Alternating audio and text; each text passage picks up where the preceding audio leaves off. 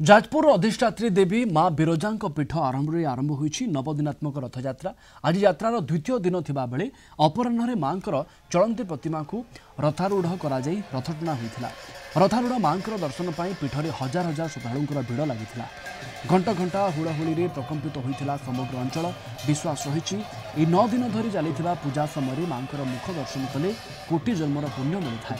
नवरात्र अवसर में सकाळे मांकर गर्भगृह को जाई मुख दर्शन सहित पाद स्पर्श करने को श्रद्धालुंकर धाड़ी लागिथिला। सेबळे श्रद्धालुंक भिड़ को लक्ष्य रखी पुलिस प्रशासन पक्षरु व्यापक बंदोबस्त होइथिला। 4टा समय आसिक संध्या पर्यंत माँ रथ परिक्रमा हुए। रथ परिक्रमा महिषासुर को खोजी खोजी बुलता नवमी महिषासुर खोजी साक्षात हुए आमर लक्ष्मीदा पड़िया भेट हुए। से पूजा आम थाए माँ को रथ मंत्र अच्छी रथ दर्शन करी देवी रोग रथ रूढ़ दर्शन कर कोटि जन्म पुण्य लाभ मिलता है दर्शन कर अशेष पुण्य लाभ हुए। मानसिक मो पुओ जब भल मनीष हम दूर बाटर आसना बहुत बाटर पिला दिन आसते वर्ष तले आसनी माँ को दर्शन भाग्य मिलला फिर आसली।